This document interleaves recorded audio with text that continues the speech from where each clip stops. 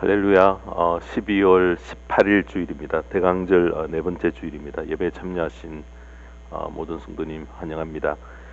오늘 전급받을 말씀은 여호와의 영광을 위해 손수 심은 나무라는 제목으로, 본문의 말씀은 이사야 61장 1절에서 3절까지 말씀입니다.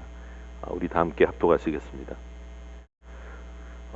주님께서 나에게 기름을 부으시니 주 하나님의 영이 나에게 임하셨다. 주님께서 나를 보내셔서 가난한 사람들에게 기쁜 소식을 전하고 상한 마음을 싸매어주고 포로에게 자유를 선포하고 갇힌 사람에게 석방을 선언하고 주님의 은혜의 해와 우리 하나님의 보복의 날을 선언하고 모든 슬퍼하는 사람들을 위로하게 하셨다. 시온에서 슬퍼하는 사람들에게 제 대신에 화관을 씌워주시며 슬픔 대신에 기쁨의 기름을 발라주시며 괴로운 마음 대신에 찬송이 마음에 가득 차게 하셨다. 그리하여 사람들은 그들을 가리켜 의의 나무, 주님께서 스스로 영광을 나타내시려고 손수 심으신 나무라고 부른다. 아멘. 네, 오늘 이 말씀 가지고 여호와의 영광을 위해 손수 심은 나무라는 제목으로 말씀을 전합니다. 우리가 살면서 보통 사람이 성취할 수 없는 큰 업적을 이루는 일들을 종종 보게 됩니다. 그럴 때 참 우리의 마음속에 부러움도 있고요. 나도 한번 저렇게 해봤으면 하는 그런 마음들을 가지게 됩니다. 예를 든다고 하면 이번 월드컵 포르투갈과의 예선 마지막 경기에서 전후반 90분이 다 끝난 후에 터진 손흥민의 패스로 16강을 진출하는 그런 기적을 이루었는데요.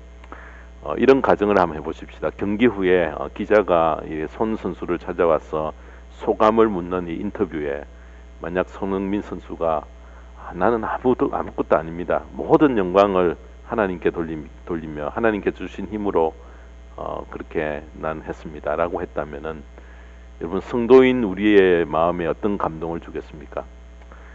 실제 손흥민 선수의 부모님은 이렇게 서울에 있는 영광교회를 출석하는 성도님입니다. 그렇지만 그는 크리스찬이라는 표시는 별로 내지 않습니다. 그래서 여러분, 우리가 살면서 이런 놀라운 그런 업적들이 있을 때에 하나님께 모든 영광을 돌리는, 여러분, 그런 자세, 그런 어떤 일들을 볼 때에 우리의 가슴을 뭉클하게 합니다. 우리나라의 애국가를 작곡한 이 아닉테 선생님은 샌프란시스코의 한인교회에서 태극기를 걸고 우리가 흔히 석별의 정이라고 잘 알려진 스코틀랜드의 민요 올드랭 사인에 애국가 가사를 붙여 부르는 것을 그가 이렇게 들으면서 그 자리에서 그는 애국가를 작곡해야 되겠다라는 결심을 했다고 합니다. 자, 그 후에 헝가리 부다페스트의 음악학교에 재학 중이던 1935년에 애국가를 완성을 했습니다. 그래서 훗날 애국가가 불리는 모습을 볼 때마다 그는 이런 고백을 했습니다. 애국가는 내가 작곡한 것이 아닙니다. 그것은 하나님의 선물입니다. 나는 하나님께서 주신 영감을 조국의 백성들에게 전하는 도구 역할을 했을 뿐입니다. 그래서 여러분, 하나님이 보호하사 우리나라 만세가 참 맞습니다. 또 우리에게 널리 알려져 있는 교향곡의 아버지라 이렇게 별명을 가진 하이든은 세상을 떠나기 바로 1년 전에 그가 작곡했던 그 곡 1년 오스트리아 빈에서 연주회를 가졌는데요. 그때 그의 걸작인 오라토리오 천지창조가 공연이 되었습니다. 그 공연을 보기 위해 수많은 관중들이 몰려왔는데, 당시에 그는 나이가 들어 늙고 병을 앓고 있었기 때문에 휠체어를 타고 공연장에 입장을 했다고 합니다. 오케스트라와 합창단이 공연을 마쳤을 때에 관중석에서는 우레와 같은 그런 박수가 터져 나왔는데, 그는 힘들게 자리에서 일어나 떨리는 손을 위로 치켜들고 이렇게 이야기했습니다. 내가 아닙니다. 그 음악은 나로부터 온 것이 아니라 바로 우리의 하나님으로부터 모든 것이 주어졌습니다. 바로 이렇게 남긴 이 그의 말 때문에, 자, 그 오라토리오는 우리가 들을 때마다 더 큰 감동으로 우리에게 깊은 은혜를 끼쳐줍니다. 1988년 서울올림픽에서 여자 육상 100m에서 세계 신기록을 세우며 세계에서 가장 빠른 여자라고 불리며 주목을 끈 한 여성이 계십니다. 그녀의 이름이 그리피스 조이너인데요. 그녀가 세계 신기록으로 금메달을 따자 많은 기자들이 몰려 취재 경쟁을 벌였다고 합니다. 그 가운데 미국의 MBC 방송의 한 기자가 이렇게 물었습니다. 달리면서 어떤 생각을 합니까? 그렇게 묻자 그녀는 조금도 주저하지 않고 이렇게 대답합니다. 하나님께 영광을 돌릴 것을 생각하며 늘 달립니다. 최선을 다함으로 내 자신과의 싸움에서 이긴 후 하나님께 영광을 돌릴 때만큼 인생의 보람을 느껴본 적은 없습니다. 라는 말을 들을 때에 성도인 우리에게 큰 감동을 줍니다.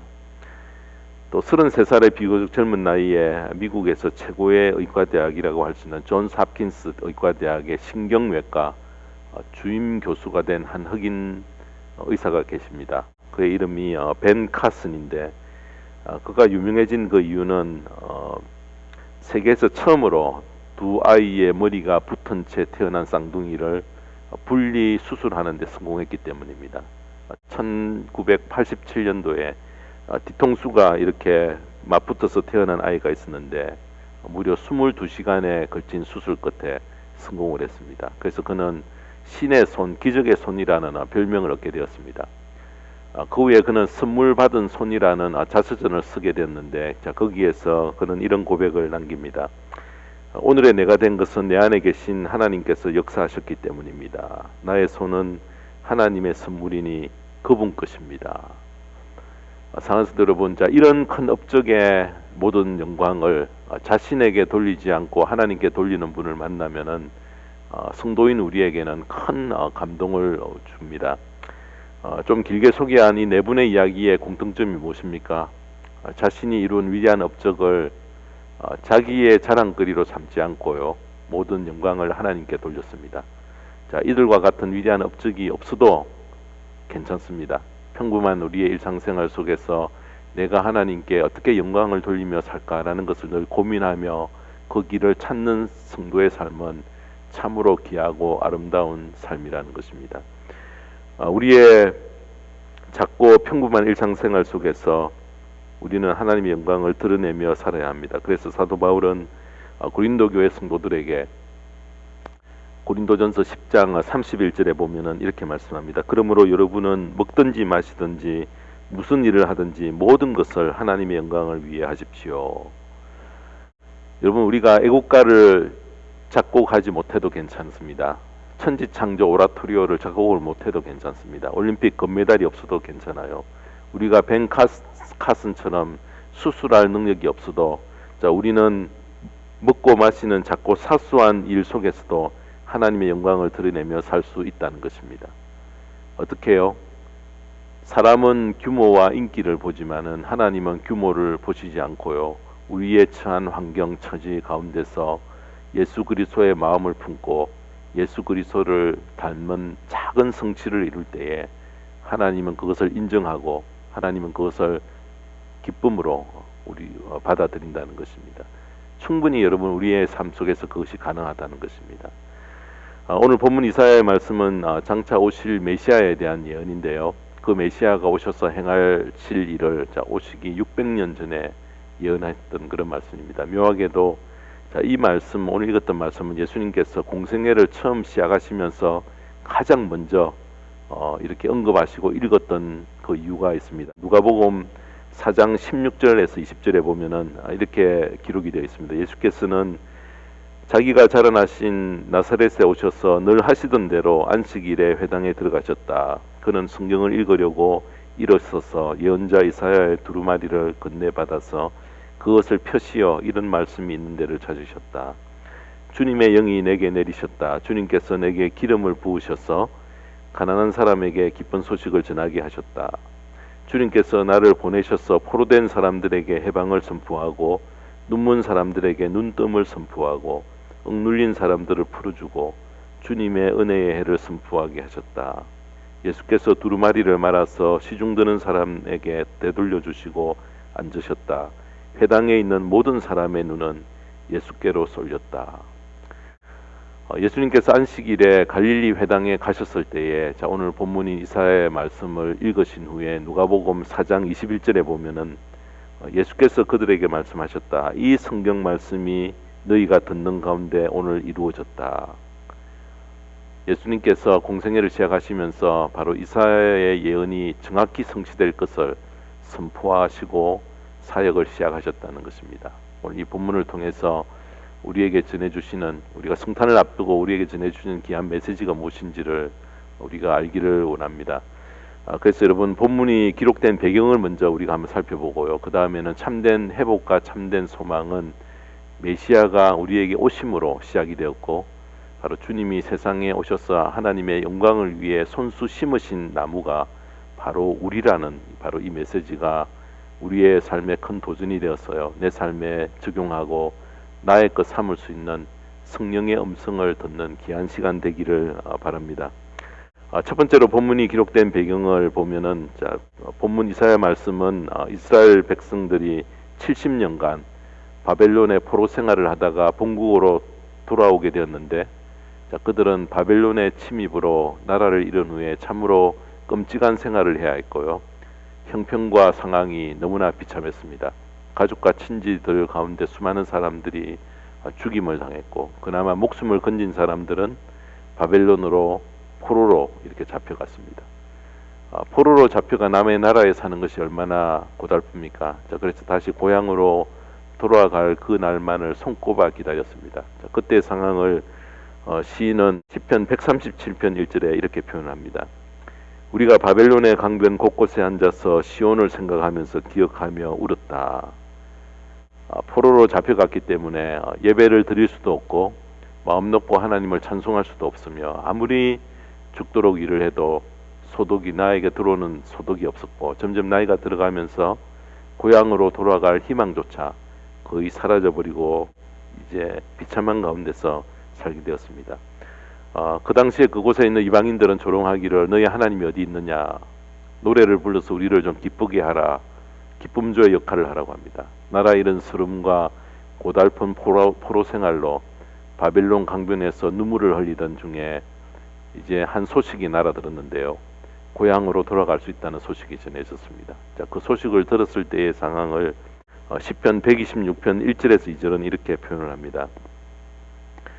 그때 우리의 입은 웃음으로 가득 찼고 우리의 혀는 찬양의 함성으로 가득 찼다. 그때 다른 나라 백성들도 말하였다. 주님께서 그들의 편이 되셔서 큰 일을 하셨다. 주님께서 우리 편이 되시어 큰 일을 하셨을 때에 우리는 얼마나 기뻤던가. 포로 생활을 마치고 고향으로 돌아간다는 것이 마치 꿈만 같아서 얼굴에는 기쁨이 가득했고 입술로 허락하신 하나님께 큰 소리로 찬송을 불렀던 것입니다. 그렇게 기쁨과 설렘과 감격을 가지고 예루살렘으로 돌아왔지만은 그들 앞에 놓인 현실은 너무나 암담했던 것입니다. 여전히 예루살렘의 그 주변의 사회는 불안했고요. 경제적인 불평들과 또 분쟁이 난무했고요.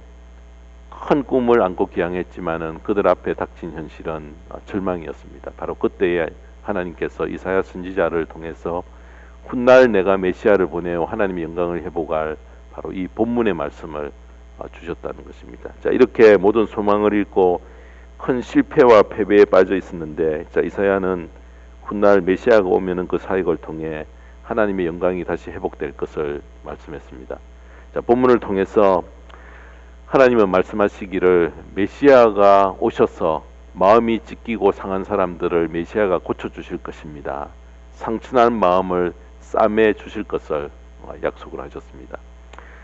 두 번째로는 우리가 참된 회복과 참된 소망은 메시아의 오심으로 시작이 된다는 귀한 메시지를 우리에게 주십니다. 이스라엘 백성들은 바벨론에서 70년 동안 포로 생활을 하면서 마음이 갈기갈기 찢어졌습니다. 고향으로 돌아가기만 하면은 모든 것이 회복될 줄 알고 큰 기대 가운데 돌아왔지만은 여전히 사회적인 불평등과 가진 자들의 압제 때문에 한시도 마음이 편할 수가 없었습니다. 잔뜩 기대했던 기대가 허물어지니까 더 깊은 절망에 빠지게 됩니다. 포로에서 기항하는 문제가 해결되니 더 큰 악재가 그들의 삶에 기다리고 있었습니다. 사회적인 불평등, 불의를 일삼는 사람들의 행포, 포로 생활보다 더 어려웠습니다. 그런데 오실 메시아가 오시면은 그런 사회적인 불평등과 불균형이 다 해결이 되어지고요. 불의한 자들의 억압에서 자유를 허락하실 뿐만 아니라 인간의 마음을 짓누르고 있는 죄의 굴레와 속박에서 우리를 벗어나게 해주실 것을 말씀이 약속을 합니다. 메시아로 이 땅에 오신 예수님께서 귀중한 생명을 십자가에 내놓으심으로, 십자가를 지심으로 말미암아 인간을 억압하던 죄의 사슬에서 우리를 구원해 주셨고요. 어느 누구도 풀 수 없었던 사탄의 길박을 풀어 자유케 하신 일을 2절이 이렇게 밝힙니다. 2절에 보시면요, 주님의 은혜의 해와 우리 하나님의 보복의 날을 선언하고 모든 슬퍼하는 사람들을 위로하게 하셨다. 메시아가 오시면은 여호와의 은혜의 해와 우리 하나님의 보복의 날을 선포하십니다. 무슨 뜻입니까? 여러분, 은혜의 해라는 말은 간단하게 말하면은 희년을 선포한다라는 이런 뜻이 들어 있습니다. 희년이 무엇입니까? 모든 것을 정상으로 다시 회복되게 만드는 그런 해입니다. 너무 가난해서 남의 집에 종살이를 해야 했던 사람도 아무런 조건 없이 이제 풀려나 자유인이 되게 합니다. 남에게 담보로 잡혔던 땅도 아무런 조건 없이 되돌려 받게 됩니다. 아무리 많은 빚을 지었다 해도 모두 탕감을 받습니다. 메시아가 오시면은 우리에게 그런 혜택을, 그런 회복을 안겨주시겠다는 것입니다. 또 여호와의 보복의 날이라는 말은 무엇입니까? 하나님께서 원수에게 복수해 주시는 날이라는 그런 뜻입니다. 지금까지 힘이 없이 억울한 일을 당해도 내 권리를 주장할 수 없었는데, 압제 속에서 착취를 당해도 가슴앓이만 할 뿐이었는데 내가 할 수 있는 것은 아무것도 없었는데, 근데 메시아가 오셔서 내 대신 이 원수를 갚아주시고요, 나의 억울함을 시원하게 풀어 해결해 주신다는 바로 그 뜻입니다.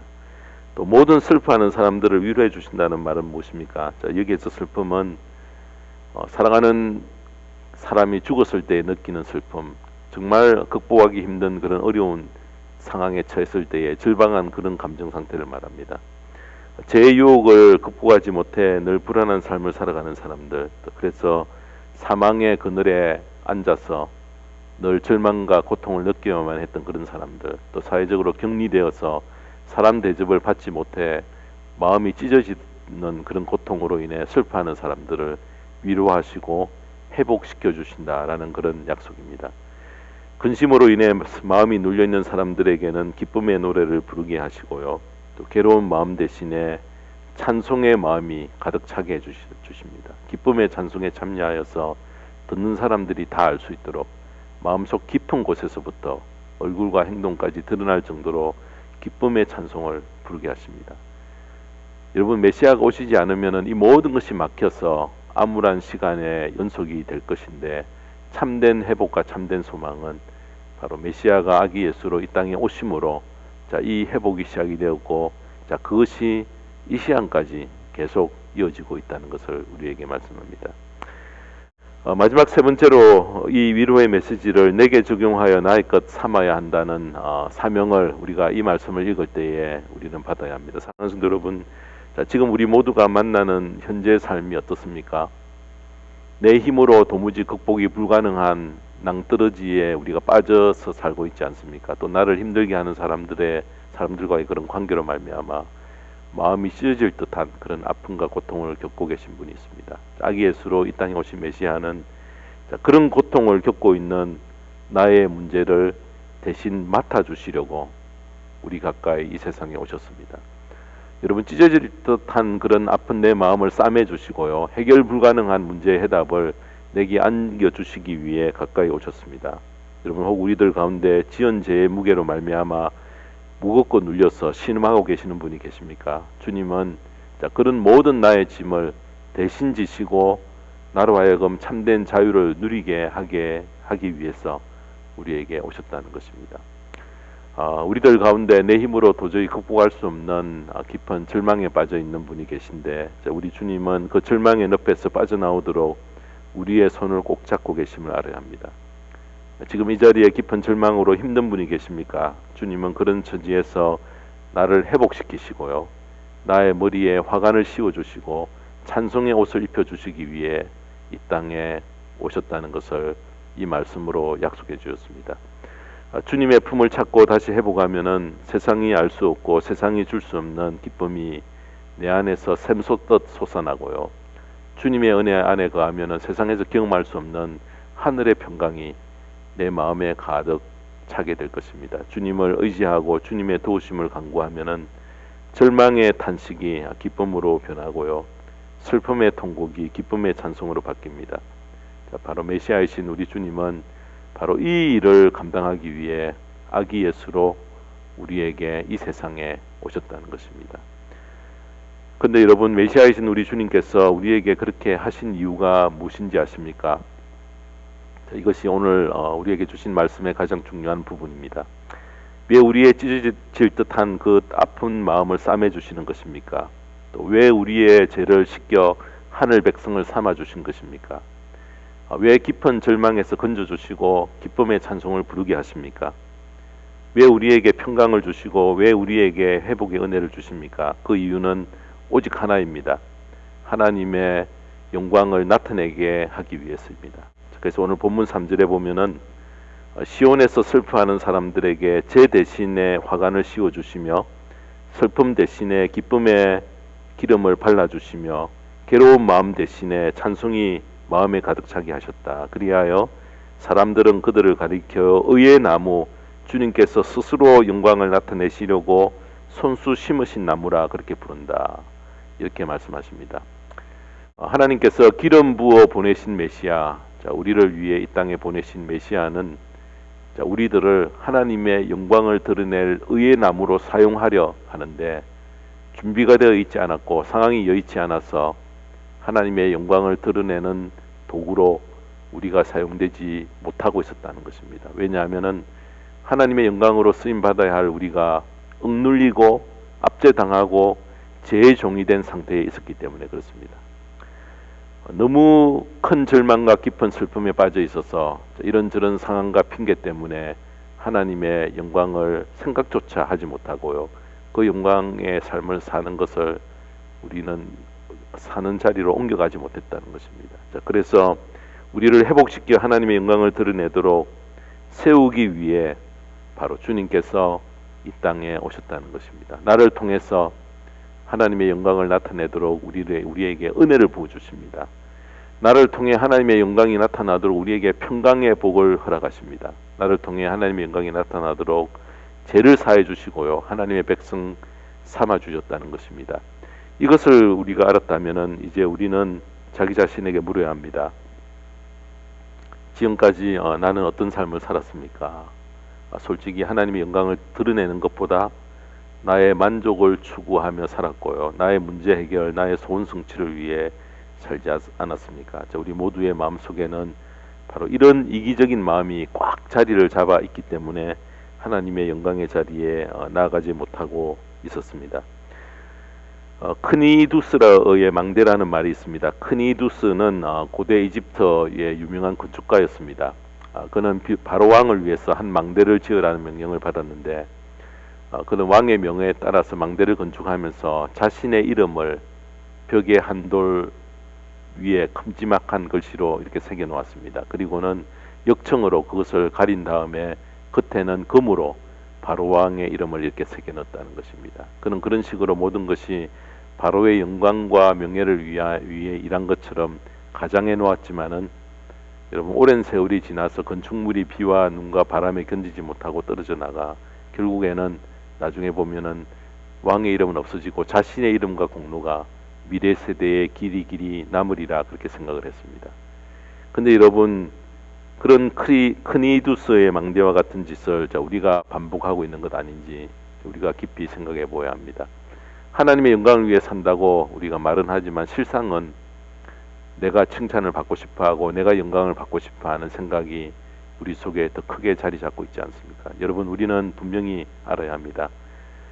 우리는 하나님의 영광을 나타낼 사람으로 부름을 받았습니다. 그래서 요한복음 1장 14절에는 이렇게 말씀합니다. 그 말씀은 육신이 되어 우리 가운데 사셨다. 우리는 그의 영광을 보았다. 그것은 하나님께서 주신 외아들의 영광이었다. 그는 은혜와 진리가 충만하였다. 육신의 몸을 입고 이 땅에 오신 예수님 가운데 하나님의 영광이 보였습니다.